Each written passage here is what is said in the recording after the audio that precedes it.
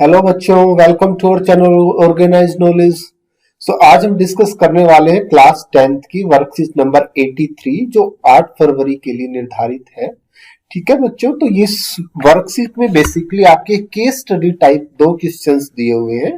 जिस एक लंबी चौड़ी स्टेटमेंट दी हुई है और उस स्टेटमेंट के बेस्ड पे आपको मल्टीपल चॉइस क्वेश्चंस का आंसर्स देना है। ठीक है, तो आपको चार ऑप्शन दिए गए हैं, चार में से आपको एक सेलेक्ट करना है। तो ऐसे क्वेश्चंस में आपको सबसे पहले एक चीज बड़े ध्यान रखनी होती है कि आपको पूरी स्टेटमेंट सबसे पहले पढ़नी होती है। ठीक है, तो सबसे पहले आपको स्टेटमेंट पढ़ के आपको ये डिसाइड करना होता है कि स्टेटमेंट में क्या दिया हुआ है। ठीक है, अब देखिए पहला क्वेश्चन ये दिया हुआ है, हम पहले स्टेटमेंट पढ़ते हैं अच्छे से।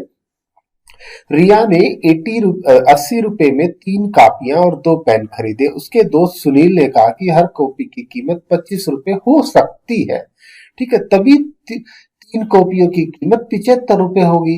2 पेन की कीमत 5 रुपए होगी और प्रत्येक पेन 2.5 रुपए का होगा। अन्य मित्र दीपा को लगा कि एक पेन की कीमत 2.5 रुपए से बहुत कम है। एक पेन कम से कम 16 रुपए का होना चाहिए, तो प्रत्येक कॉपी की कीमत 16 एक पेन की होगी। ठीक है, तो आकाश ने भी रिया की तरह कॉपियां और पेन खरीदे। उसने 4 कॉपियां और 3 पेनों के लिए 110 रुपए का भुगतान किया।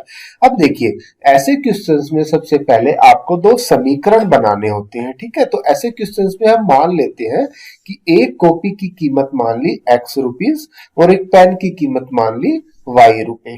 ठीक है, अब देखिए रिया ने क्या किया, रिया ने 80 रुपए में 3 कॉपियां खरीदी, तो 3 कॉपी की कीमत कितनी होगी, 3x।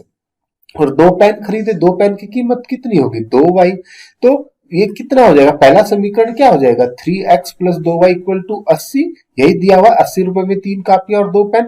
उसके बाद जो यहां से यहां ये पूरी स्टेटमेंट दी हुई है, इसका कोई मतलब नहीं है। ठीक है, तो ऐसे क्वेश्चंस में आपको बड़े ध्यान से देखना है। इसमें सब प्रिडिक्शंस दी हुई है कि ये हो सकता है, इतनी कीमत हो सकती है, तो इन सब का कोई मतलब नहीं है, इनसे कोई समीकरण नहीं बनेगा। ठीक है, तो ऐसे क्वेश्चंस में ये स्टेटमेंट बड़ी मायने रखती है।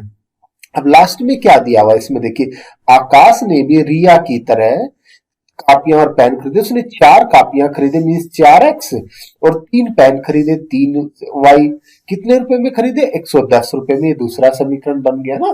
तो ये सबसे पहले आपको ऐसे क्वेश्चंस में समीकरण बनाने होते हैं। 2 समीकरण बन गए। अब देखिए पहले पार्ट में क्या पूछा गया है, माना एक कॉपी की कीमत x और पेन की y है, यही हमने माना है। निम्न में से कौन सा युग्म दी गई स्थिति को वर्णित करता है।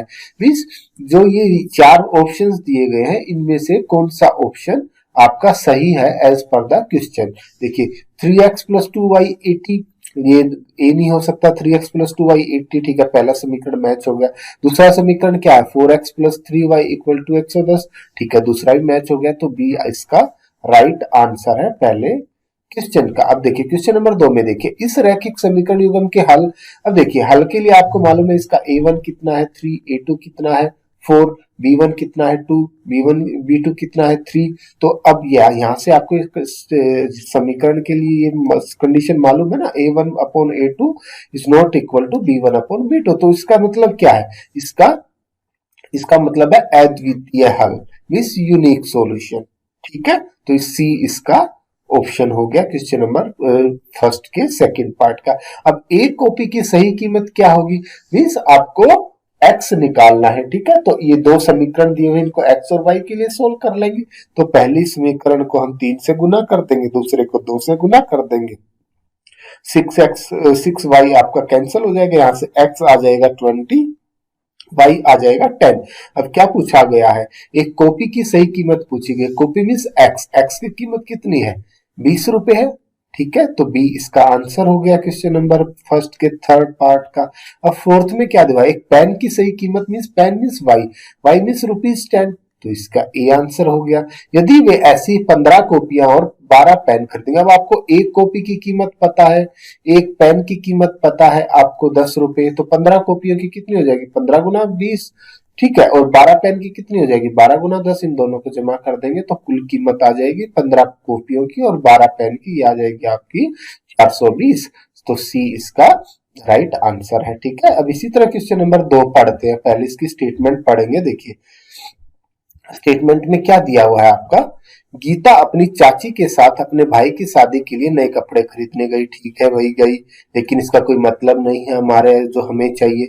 अब देखिए वह अपने लिए एक ड्रेस खरीदा, हाँ इसका मतलब है, ठीक है उसने अपने लिए एक ड्रेस खरीदा और अपनी माँ के लिए एक साड़ी खरीदी है। ठीक है भाई, तो हम मान लेते हैं, ठीक है भाई ड्रेस की कीमत कितनी है, एक्स रुपीज है। ठीक है, मान लेते हैं साड़ी की कीमत कितनी है, वाई रुपीज है। ठीक है, ये उसने खरीदारी के लिए उसने 3,000 रुपए का भुगतान किया। मीन्स यहाँ पे देखिए एक ड्रेस खरीदी थी और एक साड़ी खरीदी थी, तो एक्स प्लस वाई 3,000, ये पहला समीकरण बन गया।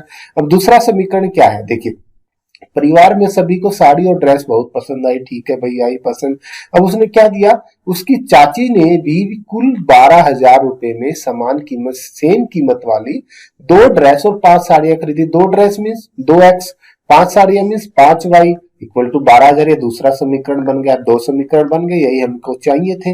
अब इन्हीं के बेसिस पे हम सारे आंसर्स दे देंगे। अब देखिए पहले में क्या पूछा गया, माना एक ड्रेस की कीमत x और साड़ी की कीमत y है। ठीक है, कौन सा रैखिक समीकरण एवं सही होगा।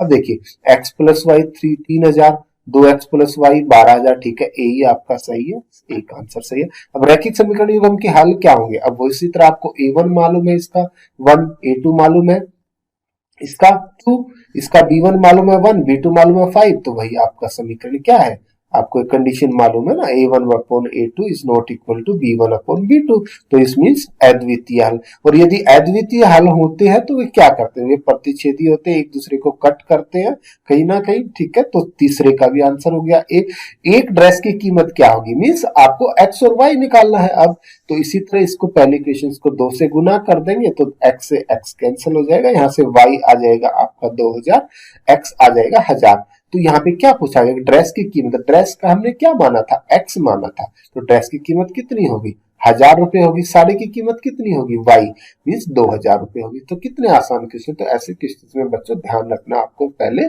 स्टेटमेंट जो दिया हुआ है केस स्टडीज क्वेश्चन में वो आपको सबसे अच्छे से पढ़ लिया तब आप आंसर देना है।